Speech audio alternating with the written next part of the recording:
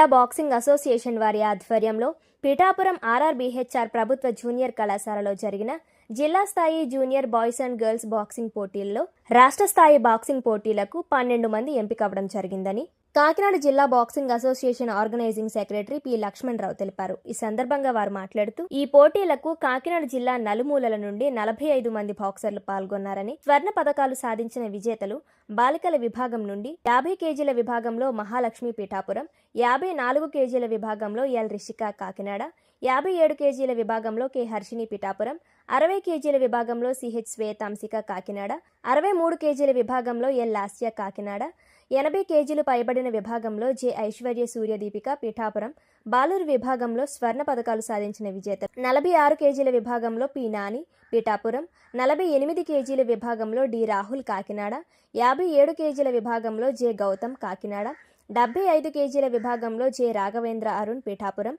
80 కేజీల విభాగంలో ఎం అజిత్ హర్ష తుని, 80 కేజీలు పైబడిన విభాగంలో జె రాఘవేంద్ర ఆదిత్య పిఠాపురం నుండి వీరందరూ రాష్ట్ర స్థాయి జూనియర్ బాక్సింగ్ పోటీలకు ఎంపికయ్యారని అన్నారు. బాలికల విభాగంలో ఎంపికైన వారు ఈ నెల 31వ తేదీన విశాఖపట్నంలో జరుగుతున్న రాష్ట్ర స్థాయి జూనియర్ బాలికల బాక్సింగ్ పోటీల్లో కాకినాడ జిల్లా నుండి తలపడతారని అన్నారు. బాలుర విభాగంలో ఎంపికైన వారు జూన్ 2వ తేదీన విశాఖపట్నం గాజువాక దగ్గర జరుగుతున్న రాష్ట్ర స్థాయి జూనియర్ బాయ్స్ బాక్సింగ్ పోటీలకు కాకినాడ జిల్లా నుండి తలపడతారని అన్నారు.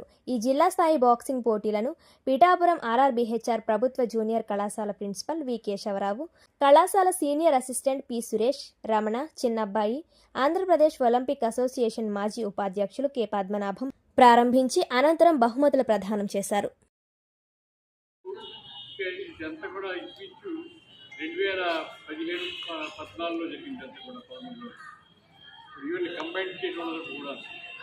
దానికి ఇదే చెప్తే నేనేమన్నానంటే ఇక్కడ రింగ్ చేయాలి, రింగ్ చేయడం చాలా కష్టం అన్నాను. కానీ నేను లేని టైంలో టెంపరీగా రింగ్ చేసాడు. మీకు ఇచ్చినటువంటి ఎప్పుడు ఇచ్చినటువంటి కోచ్ కూడా వెంకటేశ్వరరావుకి అర్జున్ అవార్డు చేయాలి. ఆయన టీంలో మేరీ కోమన్ ఉంది, ఆవిడ ప్రజెంట్ మా డిఎన్సీఆర్ గోల్డెన్ స్కూల్ ముఖ్యంగా నేను ఇప్పుడు చెప్పాల్సింది మీ అందరి గురించి కాదు, నేను ప్రిన్సిపాల్ గారి కేశవరావు గురించి మీ ఇద్దరికి ఒకసారి వచ్చాను. అట్లీ కూడా ఇక్కడ ఆ తర్వాత నేను రాలేకపోయాను.